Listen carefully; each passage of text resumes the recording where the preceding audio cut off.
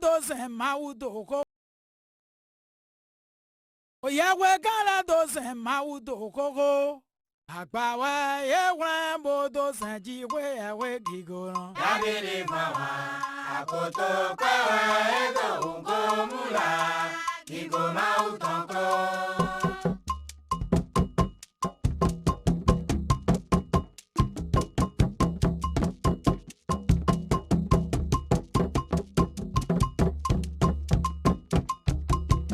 Azonja uena yawe gala wado gogo wezi hatawe mike.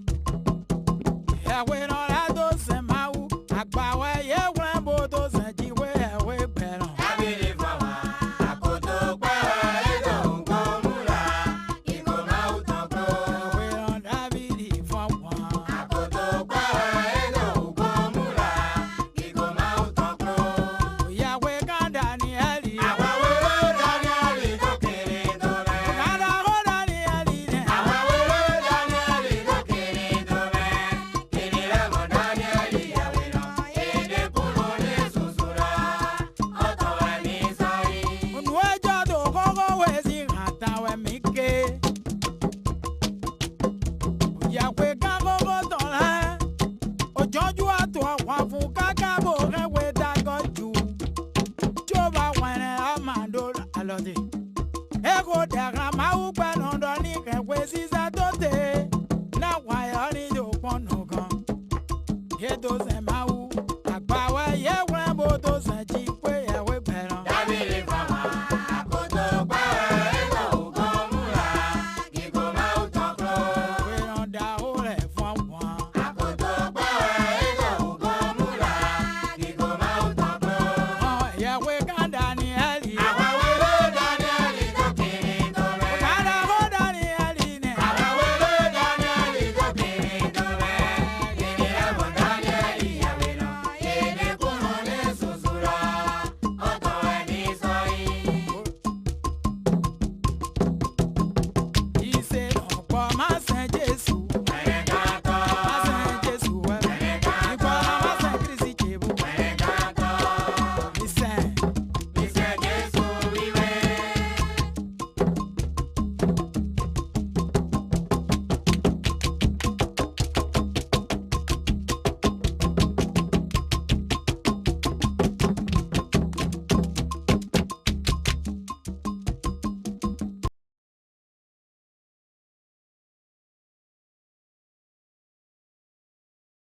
Gala doze maudo ko.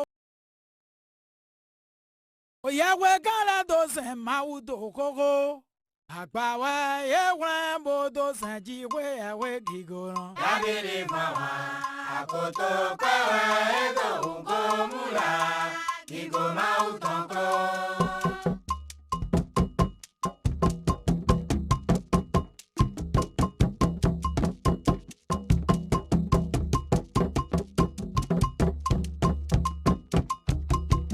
Azonja uena yawe gala wado gogo wezi hatawe mike. Yawe no la doze mau. Agbawa ye wambo doze jiwe ewe peron. Yabili mawa, akoto kawa ego ungo mula, gigo mautonko. We don't Davidi fwa. Akoto kawa ego ungo mula, gigo mautonko. Yawe ganda ni eli. Awawele Danieli dokere dome. Gada ho Danieli ne. Awawele Danieli dokere dome. Kinile mo Danieli yawino, ede kulone susura, oto emi sori. Unwejo do gogo wezi hatawe mike. This is a matriarch clan that is passed down on the female side. We're going to do the patriarch side, but today, matriarch. Matriarch, female daughter.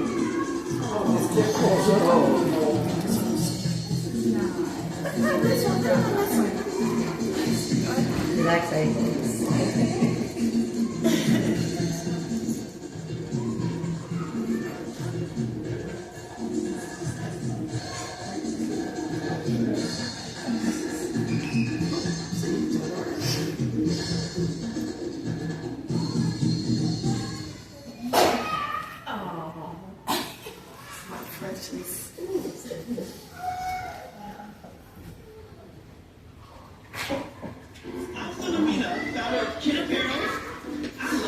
commercial there, but not with hoodies and hats for doing too much.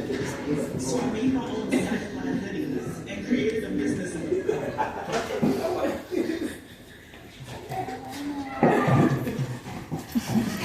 I can't even look and show up. Hey, because of prior engagements, we want to give her her roses, so please make sure from all of us that she received this.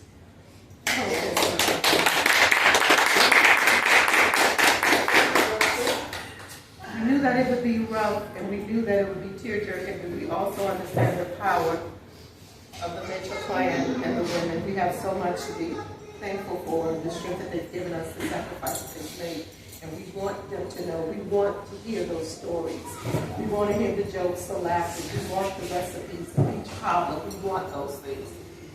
Hopefully we can do this continually without any restraints, restrictions. And this is just a sacrifice, a token for a legacy. This is what we're building now.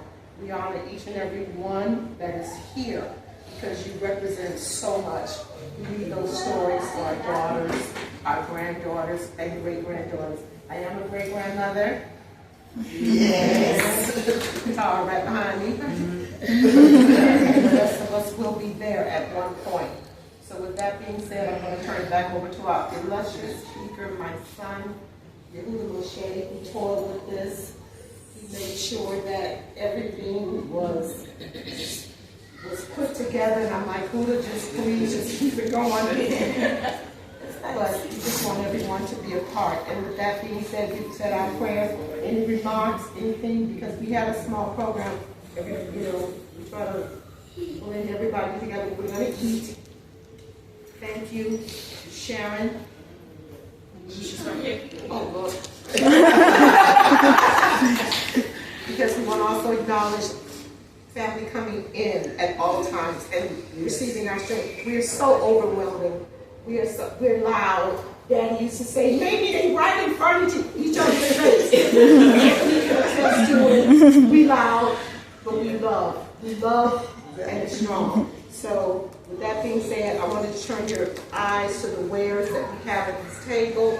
There's some beautiful items that are here. You don't have to pick up the book and read it. Take a picture, read it later, pass it down. We're in a serious month, a serious time, and we want to know who we are with our roots. There's also head wrapping. We're going to go with that shortly. And then we have these beautiful items that have been made by my daughter-in-law. And these are handmade items as a memento. We're going to leave them for the adults because we think the kids will probably do what kids do. Every year that we come together, we want to be able to display this. You can also speak with Yehuda and with Sharon for any of your Afrocentric, modern, Bamanike, or Cameroon wares for your girls. Please exemplify the next 4 years. Power, inner strength, stability, love, pride. Instill that because we're merging out of that. I remember being at Sheila's house when Brother Anthony had this beautiful, I think it may have been from Australia, it may have been even from the darker races that were there. I just wanted to acknowledge you as well. And this thing had this rain. It was amazing in drums. We need that, and we need it collectively. All right? We do have some items that I am going to give away as well. And with that being said, Yehuda, is there anything else? I know stomachs are growling. We want you all hungry. So the books that you see in the foreground, pick them up. There are a lot of the references that we use to create the slides. This isn't even the surface of what's going on. So any follow-ups you guys need on this information today, please reach out. I have a YouTube channel called Testimonies of Jacob. I'll probably share it with somebody who guys can ask me more. I appreciate it. That's it. I mean, that's pretty much, that's it. From a lecturer's point, not as a teacher, because you did a fantastic job. Yes, sir. Okay. I got like 3 Kangos at the house for you. So before you leave, come get them. Yes, sir. Okay. And I need Malcolm back. That's right, yeah. But the other one that's actually more important Okay. is the one I painted with my hands. Now, you take it off of that, you keep it, when you come sit down with me, I'll tell you what all of that means. And most of what I'm going to tell you, I know you already know. Okay, But I'm well, going to tell you anyway. I was asking Tisha, I was like, I know that's Arabic, but I knew Yeah. to take in. That being said, we have the recipient of the password from Thanksgiving 2024, Natasha.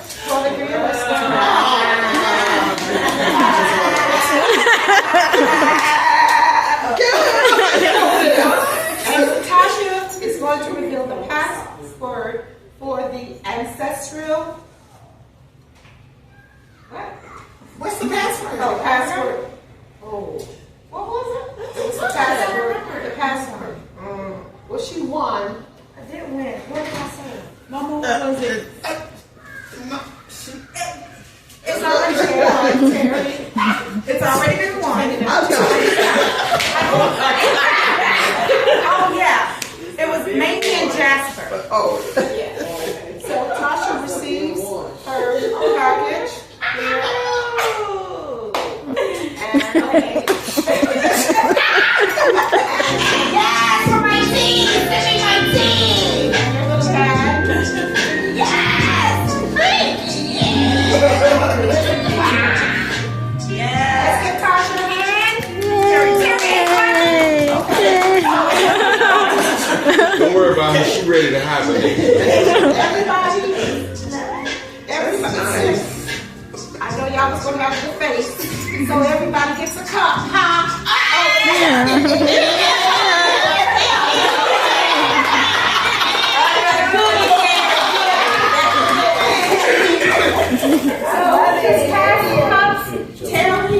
I got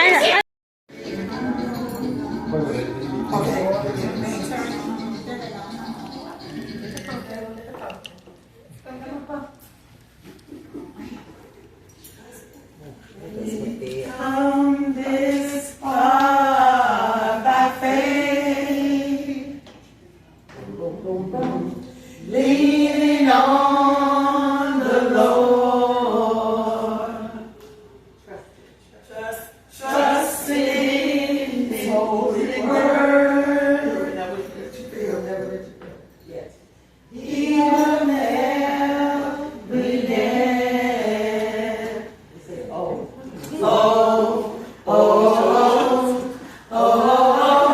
Can't turn around. We come this far by faith.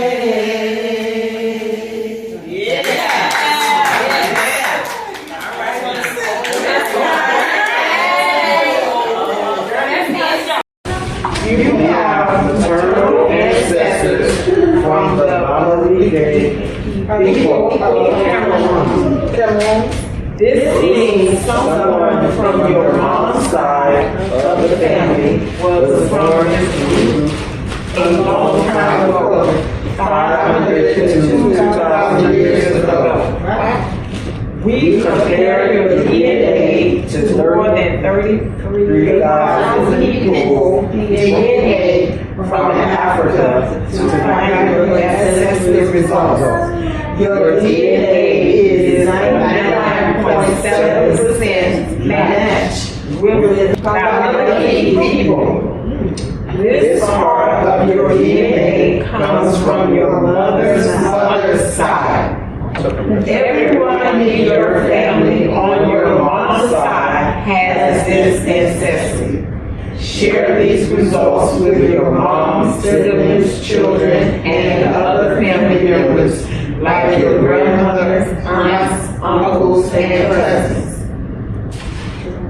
Okay, so now that we know where our tribe is deriving from as far as the matriarchal side, we're going to now go into some of the history, starting from the Bible, which is our origins, the origins of mankind, leading up into these regions we call Cameroon, which is where the Shang and the Bambaleke peoples hail from. So here we have our agenda.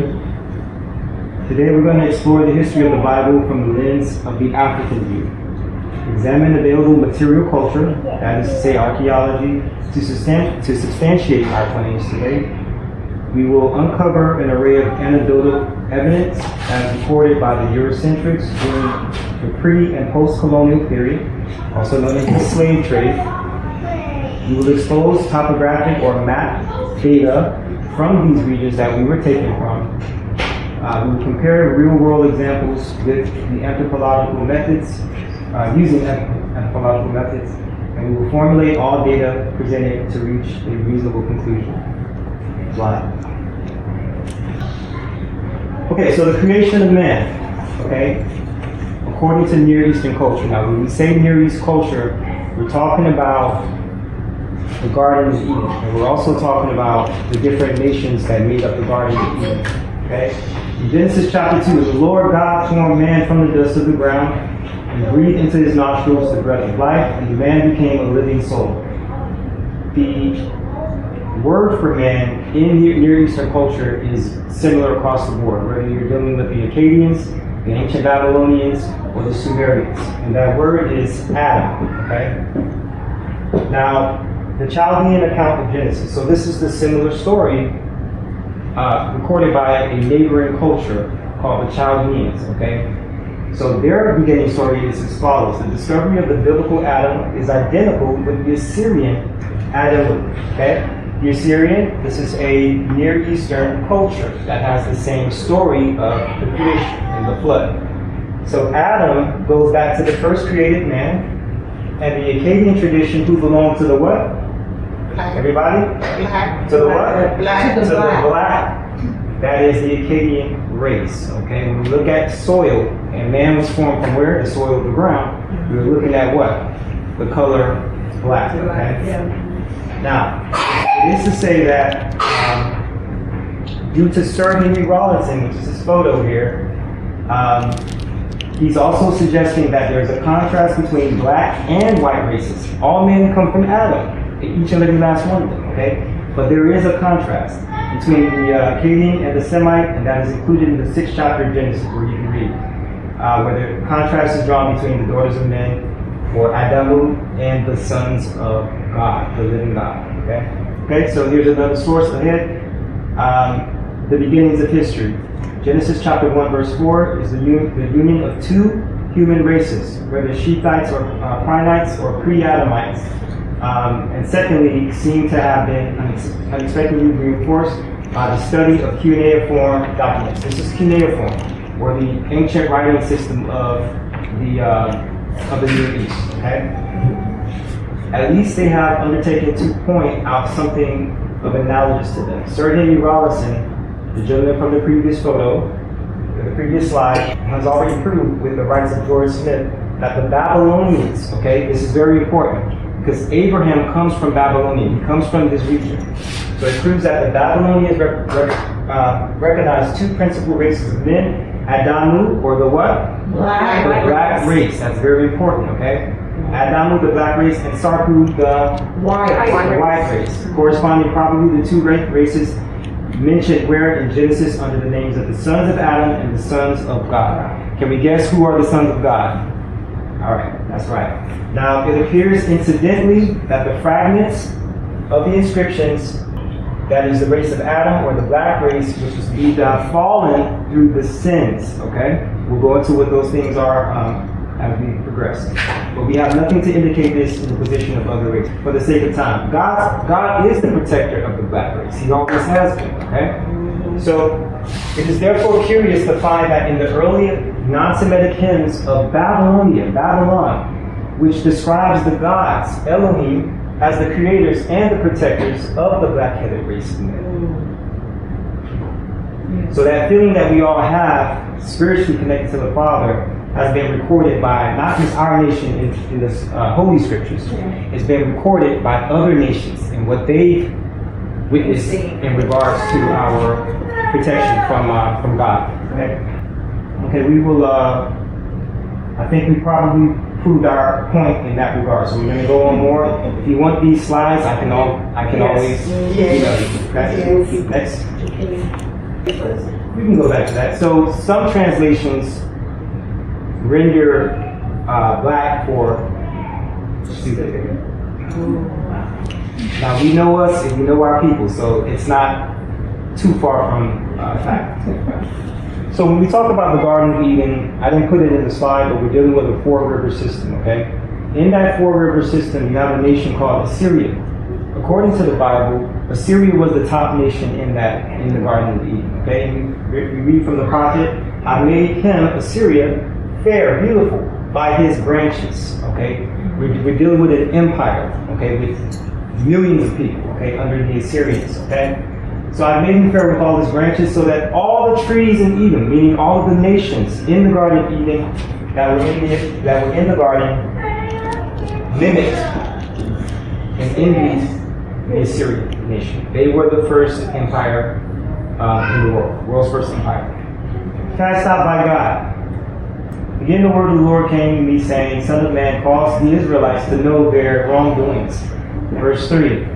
And say to them, Thus saith the Lord God unto Jerusalem, your birthplace and your nativity, your beginnings, was in the land of where? Canaan. This is why we have the cowrie shell represented in black, to represent our migration into Africa. Okay? So your birthplace was Canaan, your father was in the land of the Amorites, and your mother was in the land of the Hittites. As for your beginnings, in the day that you were born, your navel was not cut, neither were you washed in water to supple thee, thou was not salted nor swallowed at all. Meaning, we were deprived of economic resources to become a nation. From the beginning. From the very beginning, thus said the Lord. No eye pitied you to do any of these things to you, to have compassion upon you, but you were cast out in the open field to the loathing or the hatred of your being. Okay? In the day that you were born, thus said the Lord. Okay? We have to understand that as a people, because it gives us the strength to be a nation. Okay? And when I passed by you, I saw you polluted your own blood, and I said unto thee, when thou was polluted, live. We see the parallel in Genesis where God is actually coming to mankind because of the fall and the sin. Slide.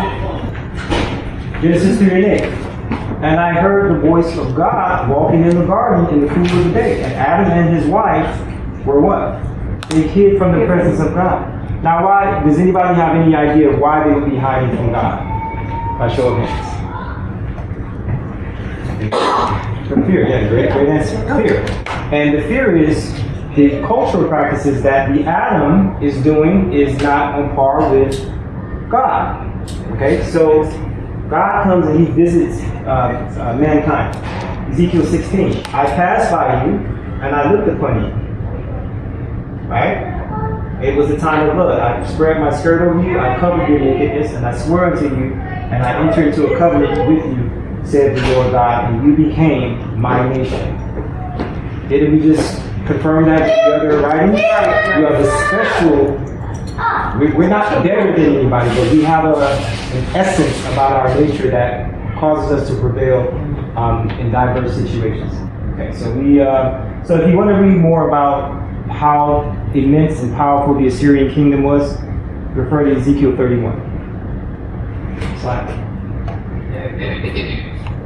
Okay, so if we're the Canaanites, right? What happened to Canaan? Does anybody remember the story of He was cursed. He was cursed, absolutely cursed, right?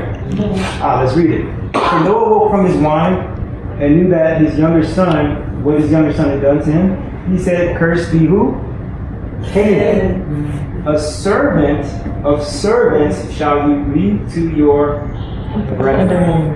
Okay, so this is not an individual. We're talking about the land of Canaan and how that was prophesied by whatever the sin was. No one can really determine what happened, but we know something happened and it was severe. And we see the sun went down. As the sun was going down, deep sleep fell upon Abraham. And look, a horrid great darkness fell upon him. And he said, this is God talking to Abraham. Know for a certainty, your seed will be a stranger in a land that's not theirs, and shall serve them, and they shall afflict them for 400 years. How long have you been enslaved on this land? 400 years to the Jews. Watch this. Also, that nation whom you will serve, I will judge. And after it, they shall come, they meaning Israel, will come out with great substance. And you will go to your fathers in peace and be buried. So Canaan was promised to Abraham. That's the promised land, okay? Which, by the way, I didn't go into. He made that promise to him when he was dwelling in the land of Egypt. You can read that in, I can't quote the scripture from my top, but he was in Egypt during that time. So Abraham passed through the land of Shechem unto the plain of Moreh, and the Canaanite was in the land. The Lord appeared to Abraham and said, unto thy seed will I give this land. Okay, so we're talking about Canaan here.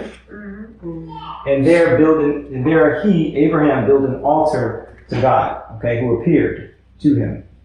He said, I will establish my covenant between me and you and your seed thereafter for generations for men. Okay, circumcision of the foreskin. Slide. All right, so we're going to go into some of the archival history. The color of the Israelites, according to Eusebius. So Eusebius says, here a singular analogy presents itself. Eusebius in his Chronicon, that's his work, says that in a year corresponding to 1575 BC, the Ethiopians or the Cushites coming from the Indus River encamped and settled in Egypt, okay? I wish I had a map. I should have thought of that. So you can see where blacks came into Africa. Okay, the Jews by their own avowal or admission being a Chaldean race. Keyword Chaldean, a branch of what? Black. Okay. It follows that they are real Ethiopians. The Jews are always and have always been Ethiopian people. Everybody with me? Mm-hmm. Now, where does Abraham, our patriarch, come from? It says Genesis 11, and Terah took Abraham, his son, Lot, the son of Haran, his son's son, and Sarai's daughter, and Abraham, his son's wife. And they went forth from where? Of the Chaldeans. Who was the Chaldean race? Black. The Jewish race. Okay. These are the gods and goddesses that we were worshiping in the land of Canaan, okay? Now, can anybody describe some of the aesthetic characteristics of what y'all see? Is that like a European race or an African race? The Mott has the fist. Yeah, now Mott in Hebrew, that's the god of death, right? So he's actually holding a scepter. Oh, okay. But you can't see it in his hand, but it was there. So these are just archaeological finds. Oh, wow. Okay, but you can, if you really see the phenotypes, we have wide noses, four lips. Okay, we have an African race in the land of Canaan. Okay, let's just read the commandment. These are part of the 10. You will have no gods before me. You will not make any image, okay, or any likeness of anything that is in heaven, or anything that is earth beneath, or anything that is in the water underneath. Slide. Okay, so here are more gods and goddesses in Canaan. We have the tree of life here in the beginning. A very common theme in Near Eastern culture, okay? It was usually represented by the palm, okay? So we have two African women naked. We have the pubic triangle, we have the breast, and we have the woolly hair and full lips, okay?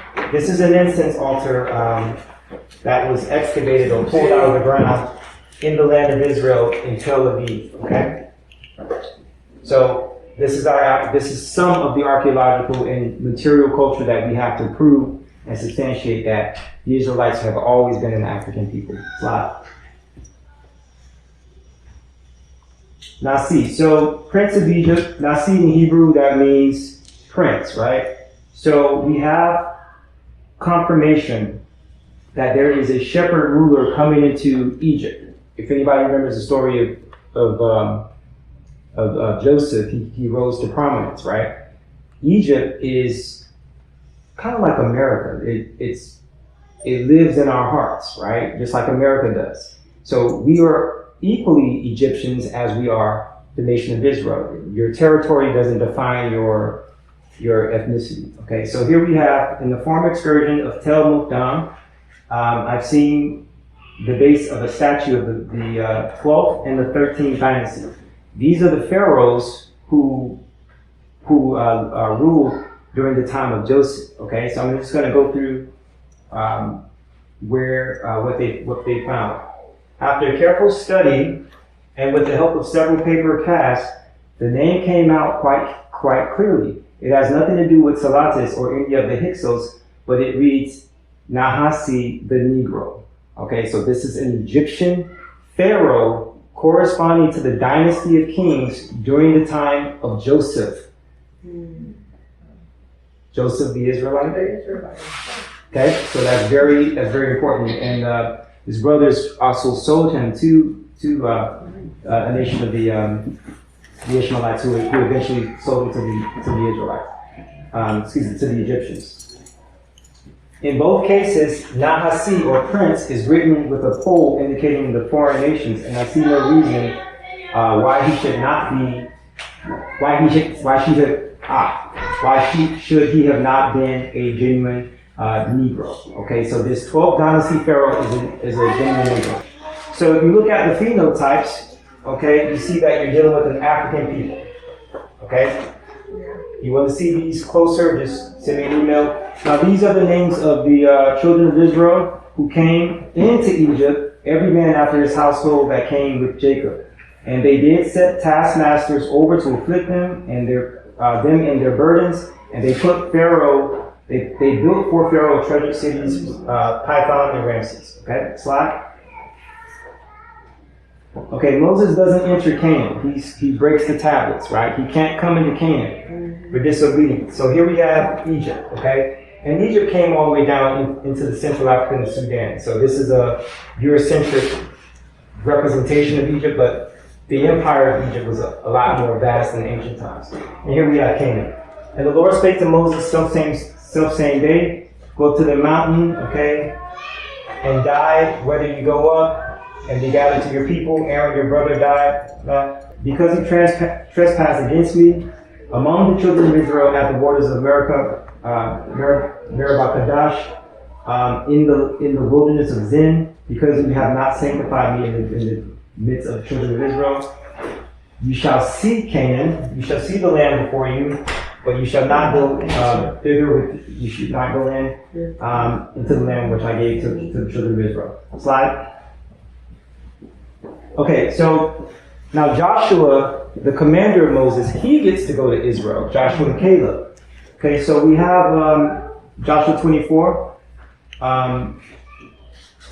Culture is being decided, okay, which we do all the time, okay? Joshua stands up and he says, if it seems evil to you to serve God, choose this day who you will serve, whether the gods that which your fathers served that were on the other side of the flood, meaning the Nile River, or the gods of the Amorites whose land you dwell in. But as for me and my house, we will serve God. At this time, we have a name for God. His name is actually... Anybody? No, this is the Moses period. So now we have God's name as Yahweh. Okay. So when they come into Canaan, okay, we dwell there. We become a mighty nation as prophesied to Abraham. Now, according to CNN, this is a CNN article. For years, the battered 9,500-year-old skull in Jericho, which is the most prominent city in Canaan, this Jericho skull has been in the British Museum's most chilling exhibits, as well as the oldest portrait. Decorated with plaster in the Neolithic ritual, it was of 7 discovered by the British archaeologist Kathleen Kenyon more than 60 years ago in Jericho. So as they put the face with the skull, we see an African people that they've discovered based on craniometry, or the measurement of the skull. So we're dealing with Africans in Canaan. So I'm glad that I have my nephew here because had I known he was going to be here, I probably would have excluded this slide. We have a Cushite here, and what they would have, if you could just kind of put your head right. Now, what is Cush and why is that important? Okay, Cush is another way of saying Ethiopia. You say Cush in Hebrew, Ethiopia in Greek. Okay, now the Cushites. This element has already been observed that that it was predominantly Cushite, and there was a reason to believe that the Cushite race was connected not very remotely with the Negro. In Susa, okay, where do we have Susa? Okay, we have Canaan in Israel, we have Arabia, and then we have Egypt here, okay? So in Susa, where Cushite blood was maintained, tolerating purity of the Elamites and the Kusians existing side by side instead of blending together. And if you may trust the Assyrian remains or skulls, a very decided prevalency of Negro types of countenance or face, as the accompanying specimens are carefully copied from the sculptures and will be rendered as evidence. Okay, so these are the Negro faces that they discovered here. Okay, that's important because we're not from here. We were taken there by the Assyrians in slavery, and we're going to go into the archaeological evidence showing such. Israelites are Africans. Are you not as the children of Africa to me, saith Israel? Excuse me.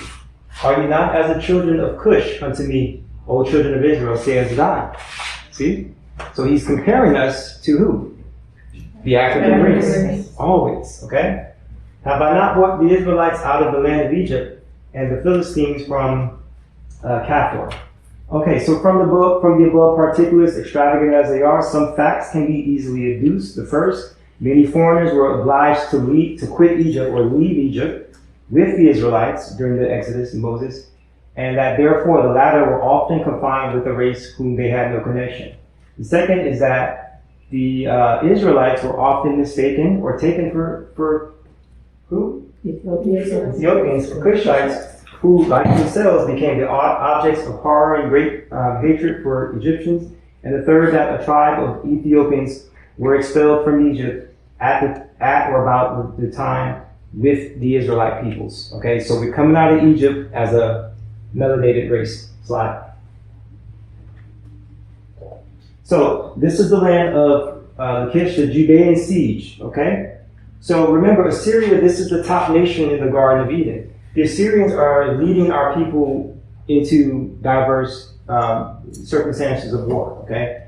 So after this, so we're in 2 Chronicles 32. After this, did Sennacherib, king of Assyria, send his servants to Jerusalem and laid siege on Lachish. So this is the territory, and all of his power with him, and Hezekiah, king of Judah, that were at Jerusalem, saying, and you can read on. So these are the Negro types of races that were here. These are the Syrian soldiers. Slide. Okay, so you can see the Cushite burials that they found in these areas. And here we have the article from Norman Franklin. It says the first expedition to Lachish, the Welcome Marston Archaeological Expedition to the Near East, directed by James Starkey. We're going to skip down. We want to come here. The tombs of these areas, the tombs were variable charnel houses, once filled with bodies, which excavations were found to be reduced to about 1 meter high. That's 1 meter is 3 feet. They stepping on all these bones, okay? With at least what? 1,500 bodies, okay? As they were pitched through a hole in the broken roof. The skulls rolled down from the apex or the top of the pile on both sides of the chamber. Pottery of the cave tombs provided that a rough date that Starkey concluded that the caves contained the remains of those Lachishites who were killed during this the siege or executed later by the Assyrians. Okay, slide. So I want you to understand that this is what Cushite burials. Okay, you can read this story in 2 Kings. Okay, with how Israel was taken to the land of Lachish and sieged by the Assyrians. According to archaeology, they went into the bones, they found 1,500 bones, and they determined them to be what? Cush. Cush, okay? Slide. As we go on, we see the cranium, the bone structure. So we're still in the same topic. The captives of Judah deported to where? Assyria. You can see some of our women, okay? So what happened was the crania that was examined in London, but not for the cause of death. They weren't looking for how these people died. They're trying to see what race they come from. So it says only one skull displayed a wound that could have led to the individual's death, while injuries that have left a mark elsewhere on the skeletal material could not be determined. Okay, let's go ahead and come down. However, the result of the cranial analysis is most pertinent to this study is the match for the skeletons that were at Kerma in Upper Egypt. So the skeletons are matching the people that they're finding in Africa, in Egypt, in the Kushite homeland. There were more males than females in this selection study, and the numbers of unsexed immature skulls. Interestingly, the average age of death was lower than any of other cemetery group, and the elderly specimens were absent. So this is basically an outpost, okay, a military outpost. The remains appear to belong to the Kushite population in their prime, soldiers, Judean soldiers. Okay, so Kushite soldiers in their prime. If so, will come down. If so, they must have arrived relatively late. Now, what's highlighted here was the important part. The tomb material was excavated between 1934 and 1937 by Starkey, with quite naturally presumed that these were the remains of the what? The Jewish population in Lachish. See? We keep coming back to this African presence, okay? So the Jewish, this is the remains of those bones, okay? Which are African. Starkey was murdered, now watch this is conspiracy. Starkey was murdered in January 1938 before Rising's results were known. So before these became largely accepted facts within archaeology, they killed him.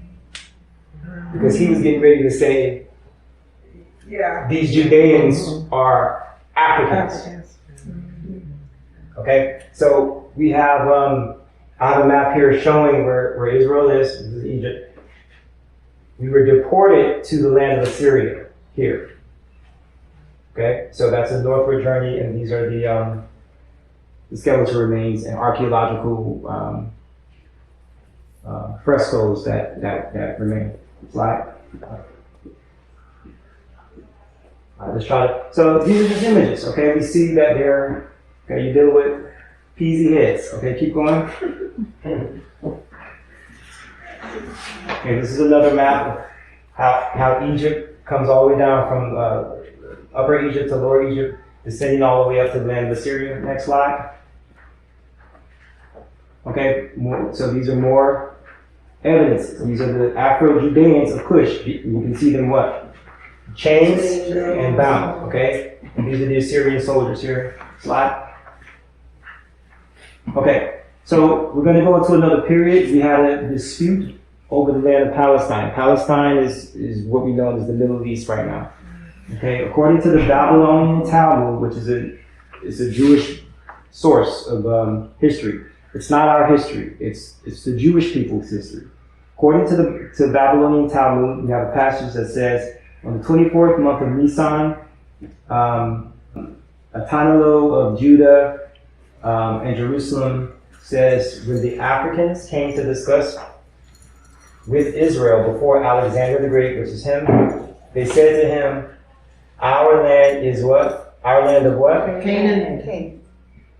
That's a mistype. Our land of Canaan is, okay, I meant it's a mistype. Our land is Canaan as it is written. So during 300 BC, we went to the judge, Alexander of Macedon, known as Alexander the Great, and we tried to fight to keep that place African and ours. Okay, so we went to Alexander. What did he say? He said, so it's written in Numbers 4:2. He says the land of Canaan borders Canaan. I'm not going to go into all those names. The Gemara, or the Jewish text, cites that the additional incidents were represented by the Jewish people in debates. The sages of... Okay, so I'm not going to go into that. You guys can study that later. In a nutshell, we went to Alexander to discuss getting the land and the properties back from the Philistine peoples. Philistines are another way of saying the Greek nations of people, okay? Greeks, modern Jewry today, predominantly DNA points them back to ancient Greece and ancient Rome, okay? Now, here are the coins from that period. We have what? We have Africans on the makeup. We have lips, we have nostrils. Next. Next. Next. This is all numismatic evidence. And the coins are of varying size, usually come about this size. Okay, next. Next. Okay, so now we're going to go into the New Testament and see if there's anything that supports because we're going to tie this into West Africa. So the man Jesus Christ, the Son of God, he actually warns us what would occur before the great falling away, taken away. So these are the Judeo-Roman wars that were led by Africans, Jesus Christ being the primary African. Luke 21, and when you see Jerusalem surrounded with armies, know that your land will be desolate very soon. Let them that live in Judah leave and flee to the mountains, and let them that are in the midst of Judea depart out of it. Let them not go to the countries or enter into. These are the days of vengeance, that all things that are written. So he's also referring back to the Old Testament, because what other books are there in the New Testament during this time? Zero. Okay, so he's referring to these curses that we're still unfortunately under. Okay, these are the days that these things will happen again. 24. These are the words which I spake to you while I was with you, that all things must be fulfilled which are written in the law of Moses. That's the first 5 books, and in the prophets and in the Psalms concerning me. 22. Then said Jesus Christ unto them, but them that have a purse, let him take it, and likewise his scrip, and he that has no sword, let him sell his clothing and purchase a sword. Can anybody guess why we would need to sell clothing to purchase swords? War. Okay, so the desolation from leaving Canaan to Africa was prophesied by the Lord. Does everybody see that? Okay, so we're going to go forward. Okay, so this is something that we probably won't show. Well, we can show it. So Canaanite practice, fire is Canaanite practice, and it's like an African kind of thing. We're gonna go ahead and play that. Go ahead and play that real quick.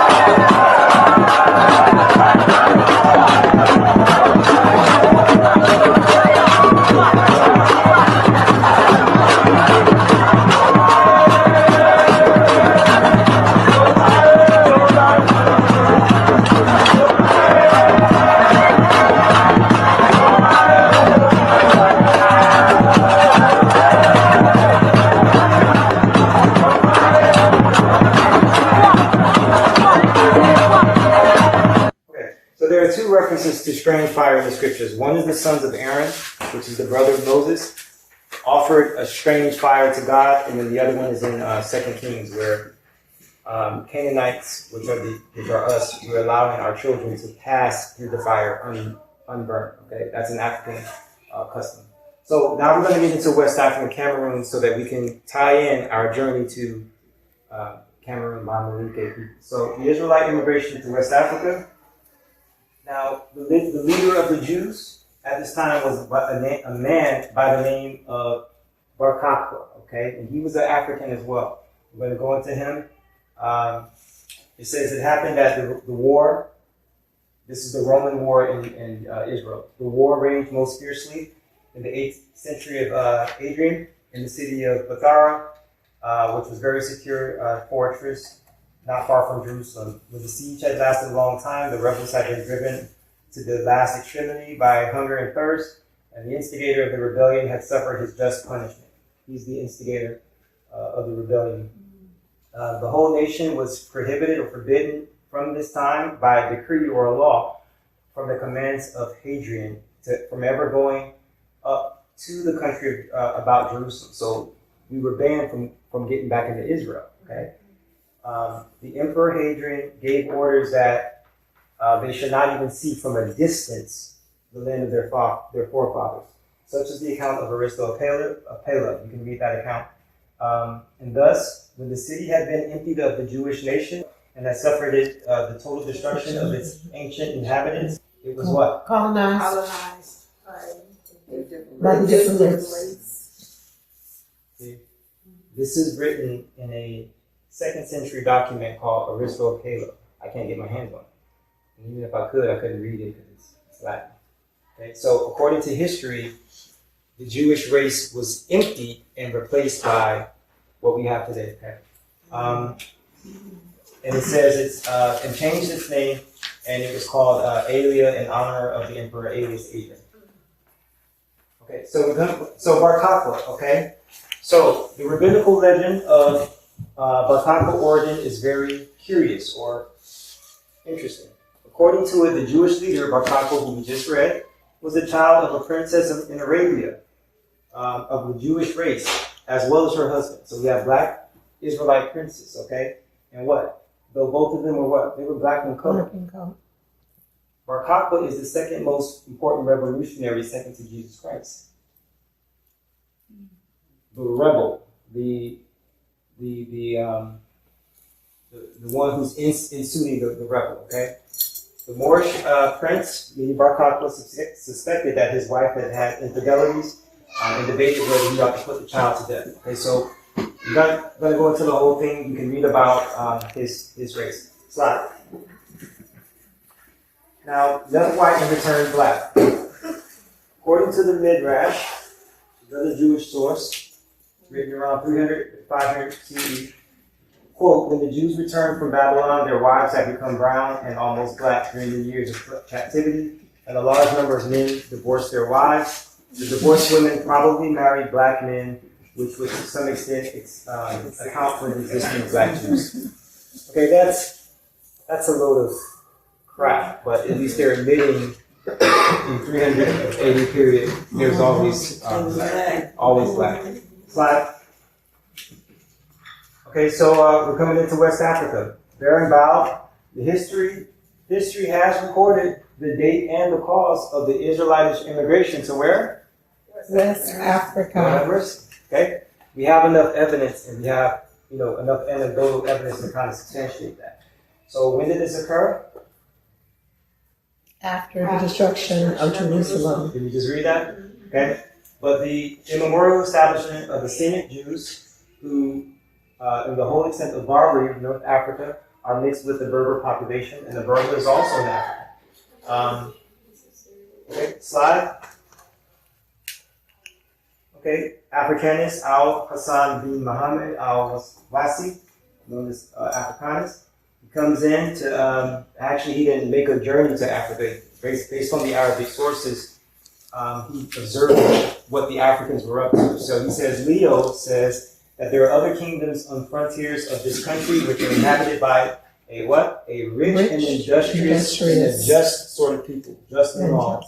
Judaism, okay? Judaism is the what? The religion of the ancient Africans for a long time, but succeeded by Christianity, because Christianity comes from Judaism. Okay, so the original Christians we're talking about are Israelite peoples. Okay, so it was succeeded by Christianity, but then something happened. Islam or Mohammedanism prevailed in the 208th year of the Hijra, the Holy War of Muhammad. Okay, in 208 corresponds to about the year 790 on the Roman calendar.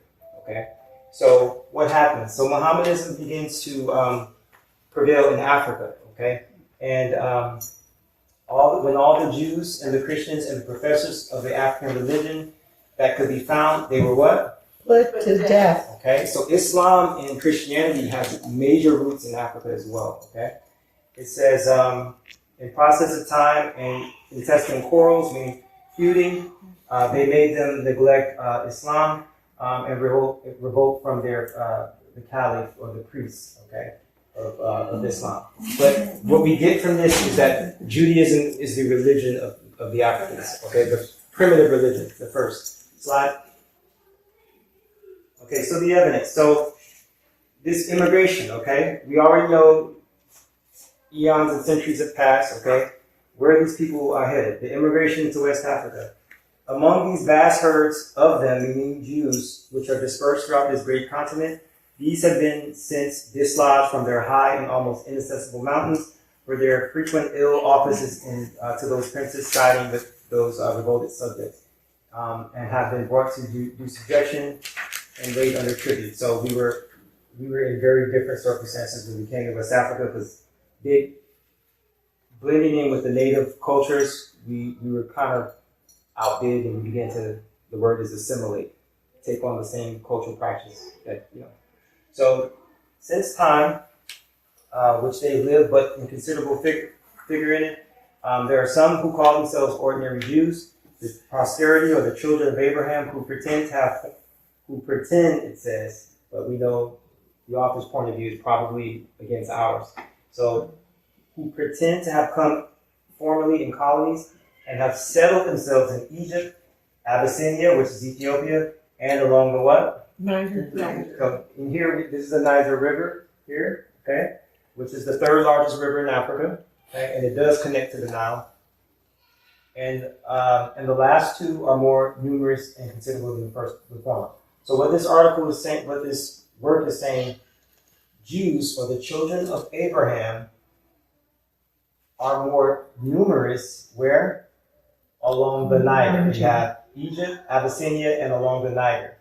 And these last are more considerable and, was more numerous and considerable than the two former. So there are more Israelites along the Niger River than East Africa.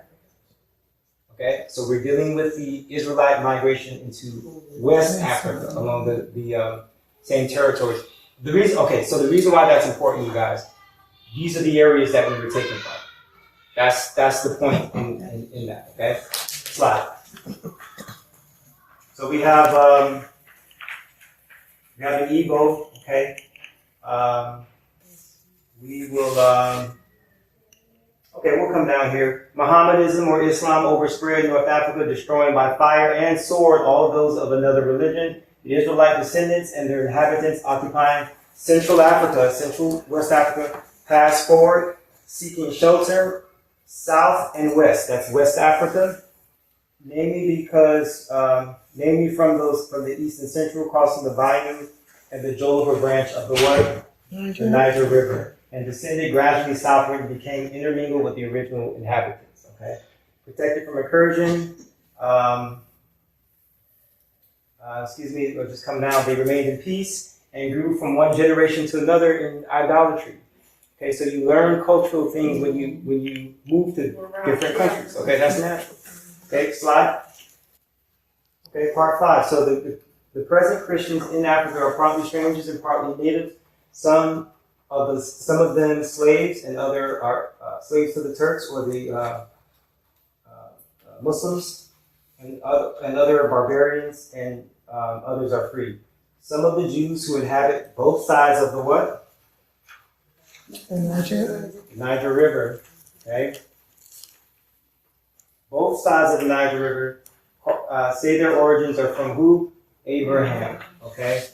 Others fled here from, meaning to West Africa, after what? When Vespasian destroyed Jerusalem. See? It all connects. Or from Judea when it was wasted by the Roman people. Okay? So we have in West Africa the same oral tradition. Any chief among the Ashanti, Bamalinke tribe, our clan, they're telling you this migration from the east. And quite frankly, it's not taken seriously, but the archival evidence shows it. Slide. Okay, slavery was prophesied. And it shall come to pass, if you would not listen to God and observe all his commandments and statutes, which I command you this day, these things will happen. And these curses will happen and overtake you. 23. Heaven above your head will be brass, and the earth that is beneath you will be iron. Slide. Your sons and daughters will be given to another people. Your eyes will look and fail with longing for them all day long. You will have no strength in your hand to free them. Slide. So these are some demographics of which nations did what? Take us in the same. You will serve your enemies, and you will serve your enemies, which God will send against you in hunger, thirst, and nakedness, and want of all things. God will bring a nation from far, from the end of the earth, as swift as the what? Eagle. And a nation whose language you will not understand. Right. Go ahead and play this. So this is from Amistad, and the clip is going to basically include Muslims and Israelites being brought over. You can see the Muslims, they will face east to pray, and then the Israelites will chant the name of God. Right?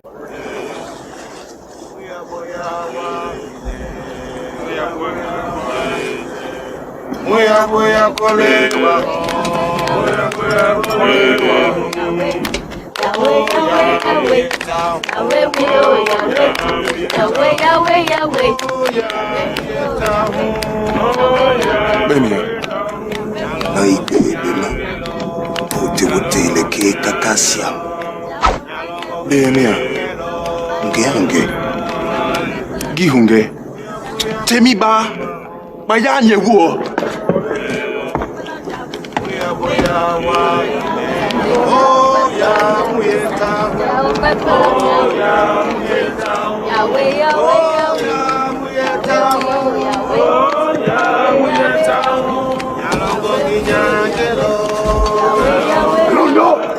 No, Dende Kilama.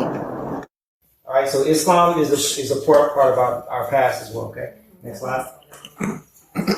What y'all think about that? Interesting. Okay, so these are some of the areas. So God will scatter you among all the people. Okay, so when we look at slave trade, this is where we've all been. Okay, and He will scatter you among all people from one end of the earth unto the other, and you will serve other gods which your fathers did not know, even wood and stone. Okay, slide. And the Lord will bring you into Egypt again with ships by the way whereof I spake unto you. You will not see your land anymore, and there you will be sold to your enemies for slave women and slave men, and no man shall free you, redeem you from slavery. After a certain period, you did your work, you can get redeemed according to the scripture. No man will redeem you under these circumstances. So we got some of the parallels. Our Washington Monument, the Egyptian obelisk, and we can see that directly correlates with this land over here. Okay, John the Revelator in the New Testament. Their bodies will lie in the great street of the great city, which is spiritually called Sodom in Egypt, where our Lord was crucified. Okay? We were left hanging on trees, like literally for days. So, slide. All right, this is an interesting clip. Go ahead and play this one. So these are some of the Bantu recognizing this same history here. Go ahead.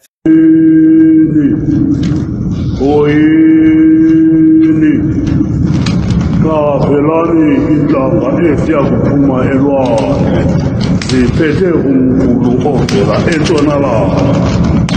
Loo mkhulu zelucukise ukukhangela kuba kuphezu kwawo ukunyuka nokutshona kwesizwe. Kuba into eyathethwa yindoda ngovuko lwabafileyo ikhona. Ezo ntlanga zinwele ziyiphu-yiphu, zendiqale ukuthetha kwazo, nenze ngokuqiqa nokuqonda. Ziyakwangwanyalala, ziguqule iindlela zenu zinilawule.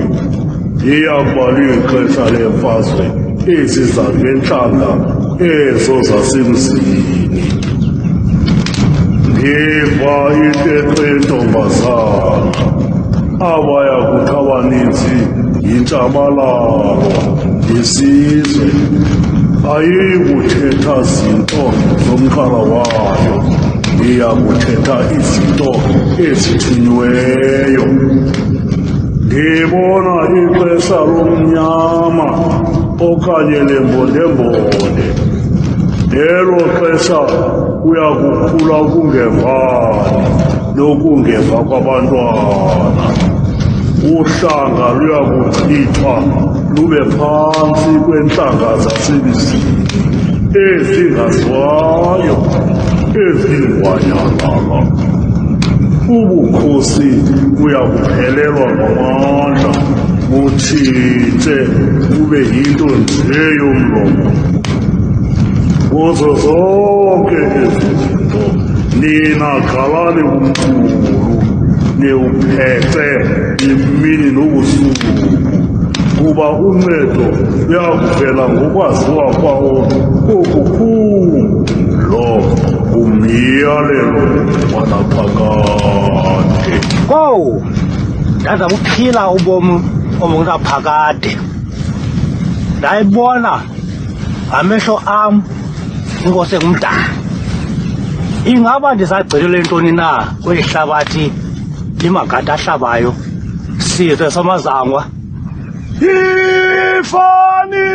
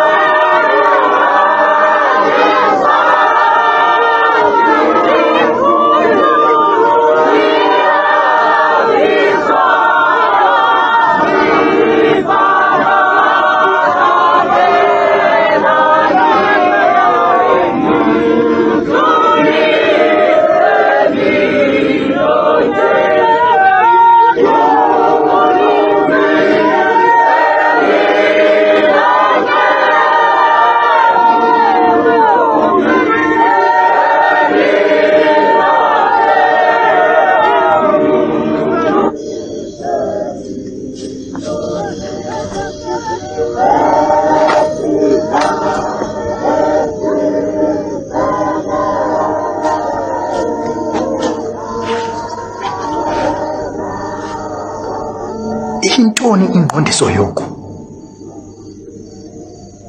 Bekutheni ukuze ndingalunyukiswa kokuqala? ukungenelelwa zizizwe zasemzini umqhuli kufuneka uphicothwe njani?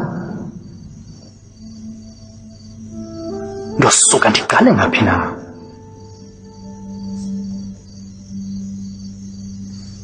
Awu, kungani? Kwenzeke ntoni?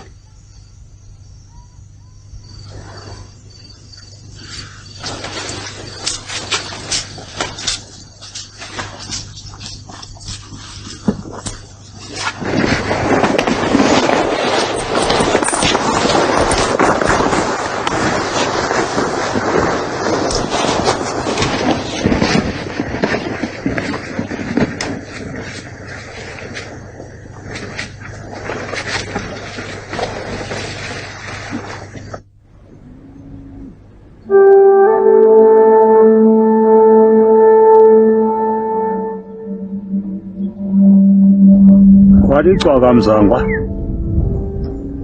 Utyisa amadambe entloko. Wayeka kudipha. Ingathi ngokugqibela lo umhlola siwubolileyo namhlanje. Azibithetha ukuthini nale nto? Inye. The Bantu is an ethnic group that are tied to West Africans. So a lot of West Africans, they have in their oral traditions that they are coming from these areas of Egypt, Israel, Canaan, and so forth. So that shows that in the that clip there. So these are the some of the figurines that was pulled out of the ground, okay, in the land of Judah, material culture. Right. Okay, we have bronze figurines. This is representative of Astarte, or fertility goddess. Right. Okay, Bamalinke. So the source is from, this is a Jewish website called Kuganu. Okay. So Psalm 60, actually let me go ahead and read here. So the Basa people, they're another ethnic group tied into the Bamalinke people. So this is a photo of Frederick Ngalo. Okay. He gives the history of how the Bamalinke are connected to the tribe of Israel. It says the name Basa through the Bantu language means conquerors, but according to Frederick, the Basa tribesmen are taught that they are Jews. As in many parts of the world, tribal leaders are keepers of all traditions and history, which they impart through the oral tradition. Frederick describes the tribe's leaders. History. According to Frederick, the Basa immigrated to Africa from Egypt thousands of years ago with Melech, their chief, and also one of the great grandsons of Judah, the son of Jacob. The Basa oral tradition, or passing down by mouth, describes Melech as the military chief of the Egyptian army who chose to stay behind to protect the privileges rather than to follow an uncertain journey espoused by Moses. Basically, he didn't want to follow Moses. They decided to remain in Egypt. Okay, we're looking at this from a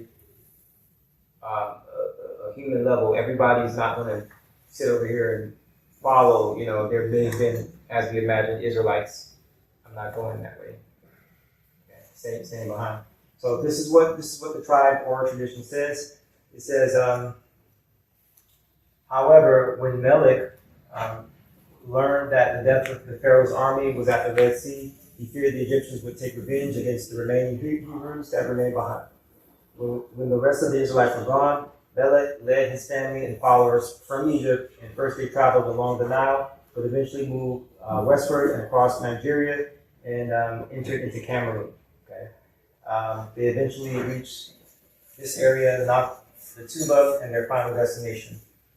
The Basa called God El Elon, or God of creation. In Hebrew, that would be the equivalent of Elohim. Slide. Psalm 68. Princes will come from Egypt. Princes will come from where? Egypt. Okay? And Ethiopia will soon stretch out their hands to God. Slide. All right. We have the land of Ethiopia in Central Africa, in the Cameroon grasslands areas. Cameroon's in this area. Okay? This map is from Livino Salutos, rendered in Latin.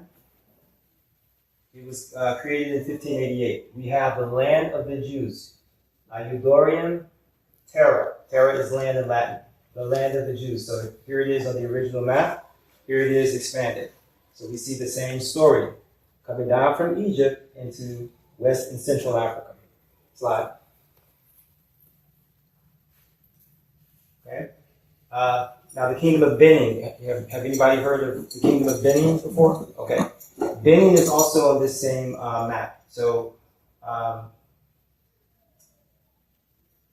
could have kind of included that. Okay. We have Benin right here. Now it's not in the exact locations as it is now, but they are at least aware of these kingdoms called Benin and so forth. Because Benin is actually more right here. But we can see the cartographers and map makers weren't exactly their coordinates. Okay, but Benin, okay, which is also the where? Land of the blacks. Land of the Jews. Okay. Slide. All right. The 12 tribes. Okay. The 12 Royames, so 12 royal tribes. Now this map, I can't find the source. It's not out there. And if it is, so we have in the Gemara, which is a Jewish text, it says, "Thus send the dwellers in the land of Israel who abide by the Torah of Moses a gift and inherit portion to our brothers, the children of Israel, son of Isaac, son of Abraham, who revealed." Okay, it's going down. This is a letter to the Israelites that were dwelling in Africa. It says, to the name of Moshe, the son of Moses, servant of God, Hashem is God, that dwell where? Across the river Shabbatation, also known as Sabbatian, who pledged allegiance to their king, the first king of Israel, who sits upon a mighty throne, who rules over the what? The 10 tribes. Now, we can go into that later, but there are 12 tribes of Israel. 10 tribes went to Africa, and 2 remained back behind in the land. So who rules over the 10 tribes, whose settlement is where? Beyond the rivers of Nubia, okay, also known as Cush. Where did they settle? Here's Nubia. They settled beyond the rivers of Cush. Okay, so we're taking a westward journey. Okay, and here are their tribes: Dan, Naphtali, Gad, Asher, so on and so forth. So the Jewish people have recorded the history of our journey in migration. Slide. Bamileke ethnic groups. Okay, so according to some Bamileke oral traditions, they are descendants of Mbom princes who Wutun, also called the Bakata, who helped establish the Takar. Takar is the major ethnic group that the Bamileke tribe will descend from. Okay, now they said that from the 13th century, after being expelled from the capital, Mbom, followed the secession dispute. The Mbom, who migrated to their current location to North Cameroon, are the ancestors of all the grass fields peoples of Cameroon who now reside in Adamoa, the province of Cameroon. Okay? So this is a king. This is a picture of a fawn or the king. We're going to now go into the cosmology slide. So Bamileke cosmology. This is how they believe in God. And prior to Christianization or before Christianity, Bamileke believed in a creator God named Si. I think the N is silent. Some groups believe in local deities related to natural features. So things of streams, roads, trees, rocks, stuff like that. That's what they were worshiping, and even personal spirits. All Bamileke believed in the powers of the ancestors through the medium of the ancestral skull. So what would happen is after the death of a family member, you would exhume the body, okay, and get the skull. And after about 6 months, you would bring the skull into your residence, and that ancestor would pretty much be a protection type of figure. We know that that's obviously not biblical, but it's also similar to the practices of the Canaanites and so forth. So it doesn't make it the correct thing to do, but that is a part of the culture. Matrilineal ancestors were believed to be especially prone to anger, although these beliefs persist. Many Bamileke are now members of Christian churches. The dominance of two major denominations are Catholic and Evangelical. Okay, the Baptist, Jehovah's Witness, and Adventist churches are now active in the Bamileke area, but to a lesser degree. So most of our people now are in those two denominations, Catholic and Evangelical. Religious practitioners, religion and politics are not easily distinguished. Bamileke, the king or the Fan, is considered what? Divine. You know that's not correct. Okay, he's considered divine and responsible for the health and well-being of his subjects, of his kingdom.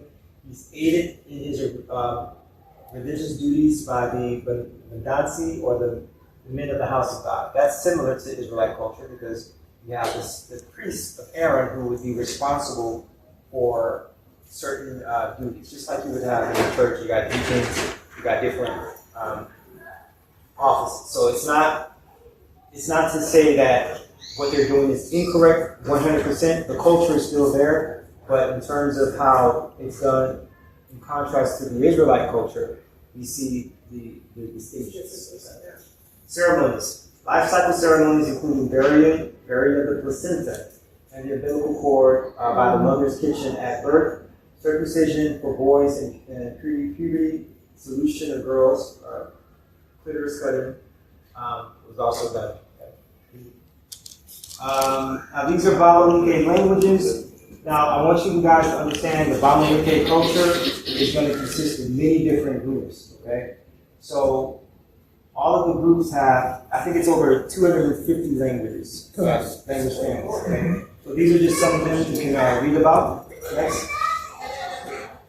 All right, so this is the PhD, Professor Paul Kui. One major concern of this paper is to demonstrate that slavery in the Khan Kingdom, which is in this area of the Bamileke, was a transitional social category. So slavery was not the same as what the Eurocentrics would say slavery was. It was a social construct, okay? And you can read that side of the article. Next. We have some of the family structures of the Bamileke or the Khan Kingdom. The family's purity laws, dietary laws, days of rest, which is also known as a Sabbath, the calendar for purification, the difference between clean and unclean things, holidays, priests, marriage, and mourning. Again, anybody interested in this information, please, we'll probably do an email list, and I'll send you over the slides at the PDF. Okay, so what we have on display here is also what we have on the display tables behind. If everybody can take a look. That's called knot cloth. Okay, it's specific to the Bamileke people. The knot fabric is generally made of a strip of woven cotton, sourced locally. The strips of cotton are sewn together by hand into bigger pieces of fabric. As said, the knot cloth is used for clothing and ritual ceremonies. After that, the Bamileke women will stitch the tight patterns of raffia grass into fabric before dipping it into the dye pits. After several dye and dry cycles, the grass was cut loose into intricate geometric designs and symbols. You can still find bits of raffia stuck to the cloth, and that's true on that one. You'll see the grass still is on the end. Knot cloth has many traditional functions. Edged with red or carbon base, it makes up twirling throats, male dancers, and morning cry guys. The Bamileke of Cameroon create a remarkable, beautiful indigo dyed fabric. Likely, they adopted the technique from Yoruba peoples a long time ago. Not sure how true that is, but they're saying that it's coming from the Yoruba. Originally, knot cloth was worn during funeral ceremonies and traditional rites. Its primary symbolic is directly connected with the death and afterlife. Light blue color was then associated with the sky, rain, and powerful spirits. So that's just some information on what the cloth symbolizes. But okay, So, more Israelite weather. It's a West Africa land. This is north of the Niger River. Okay, according to Idrisi, the land is hereabout was peopled by Jews. That was according to a map from 1749. Slide. Okay, Zephaniah the prophet. From beyond the rivers of Cush, my servants and the daughters of my dispersed peoples will do what? Bring my offering. Meaning serve God. From beyond Cush, the daughters of my what? Dispersed. What does that mean? We left. Yeah. This way. It wasn't a volunteer dispersal. Okay? So there will be a consciousness that will awaken before the return of God and the Messiah, and the consciousness of the Africans to serve. Okay? Slide. So this Negro is blind and he's deaf and dumb. He comes from an African town. Hartford, September 19th, a young African Negro has been in the city for the last few days. He claims to be an Israelite. He's deaf and dumb and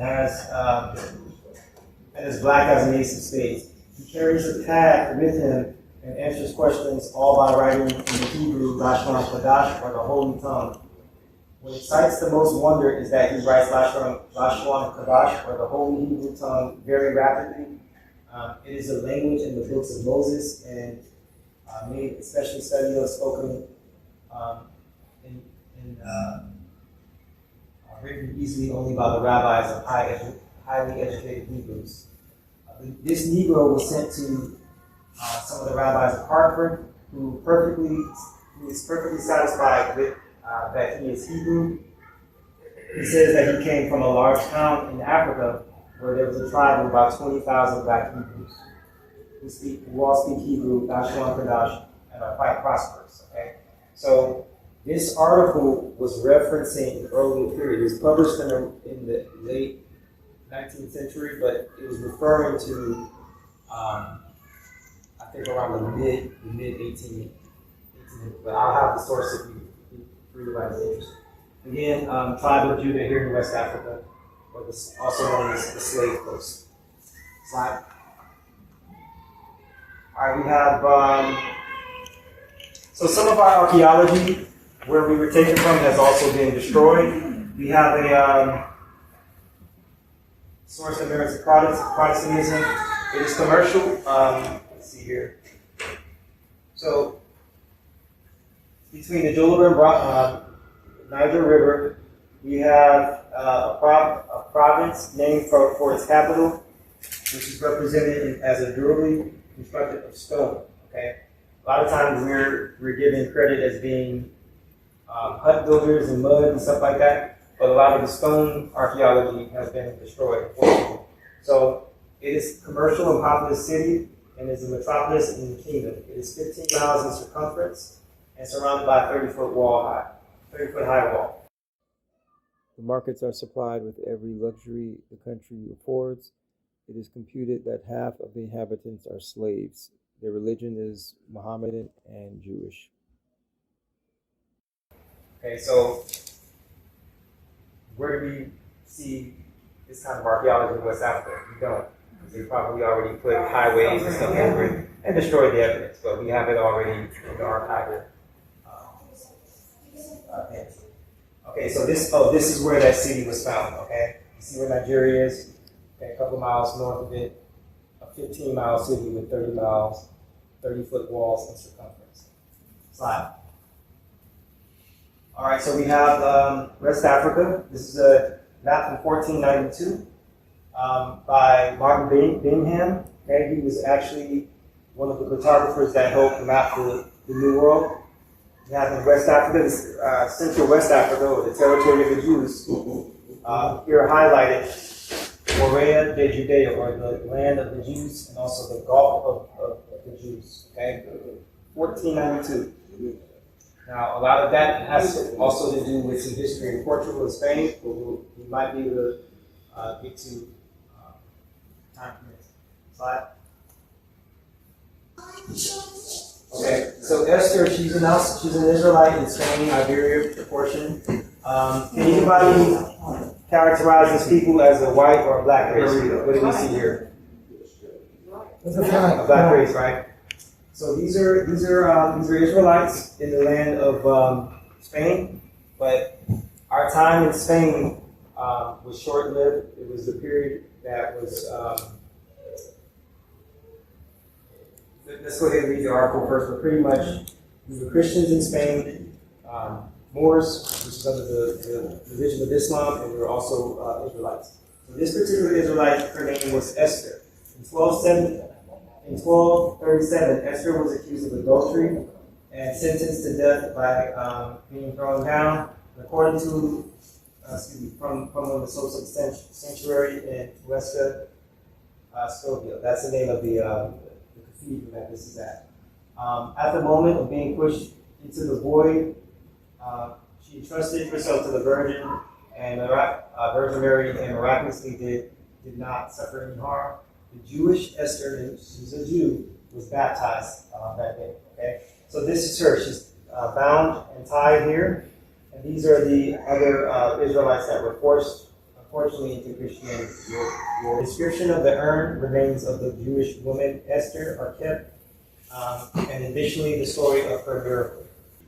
This video came out about 2 years ago. They repainted it. All the Jewish people they painted it repainted it white. So go ahead and play that video real quick. So this is the cathedral where that fresco was found. Alright, this is Esther here. Now the name is black.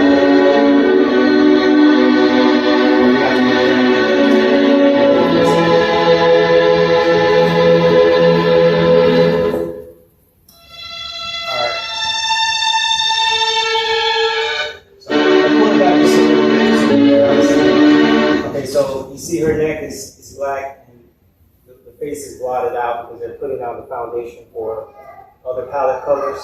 You see the feet are what? Black. Okay, so neck we have. Okay, now you see what? All of these people are black, okay, and they're trying to add European type feature in here.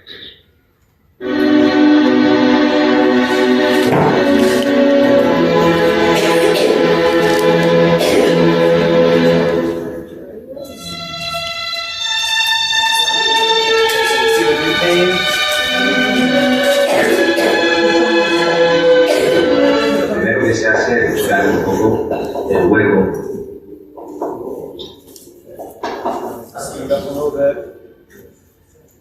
Y a pegarlo con una lista. Ahora estamos realizando Hace también un mortero de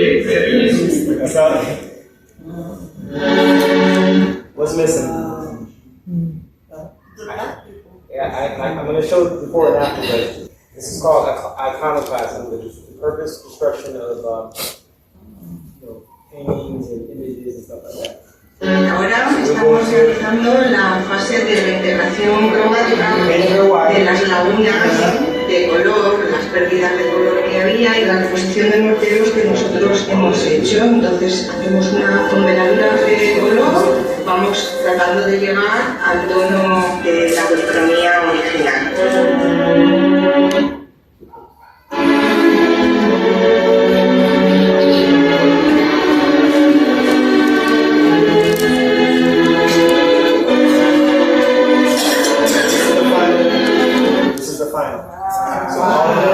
Now, I want you guys to take a mental note, okay?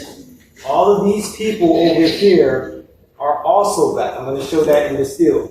And these people that were black were blotted out. There's also some people in the background. Okay, so this is the same. This is the still photo of that same scene. Okay, we see what all of those images were shifted. Okay, from one color to another. Yeah. Why? Because these are the black occupational Jews and Israelites in Spain. Next slide. Here we are in West Africa. The children are not circumcised anywhere else but on the Gold Coast of Africa. It was the custom of holding women on a queen. And the circumcision of children should be the right form. I cannot tell. carried up as high as Judaistic times is too far for me. Though several Europeans favor this assertion, urging that the Negroes still retain several laws and customs which favor the Jews, Judaism. And as last mentioned, the honoring of the moon at the time when the Jews began their festival, marrying their brothers' wives, and several other more which seem in the same effect, as well as the names of here, which many are several in the Old Testament. So in this document from 1705 from Guinea, Israelites still have their names like Abraham and Abimelech and stuff and so forth. So Hebrew names were always prevalent there. Next slide. All right, so this is the autosomal DNA. It measures DNA from the male, from the mother's womb and the father's womb. This is my mom's autosomal. Most of her matches are like Sheba's. They are going to be in Mali, Nigeria, Ivory Coast, Benin, and Senegal. And they're color coded so you can see where the areas are. Next slide. Seems like okay. So that concludes our talk today. So we'll close out with scripture Baruch. For I knew that they would not hear me because it's a stiff-necked people, but in the land of their captivities they will remember themselves. Thank you.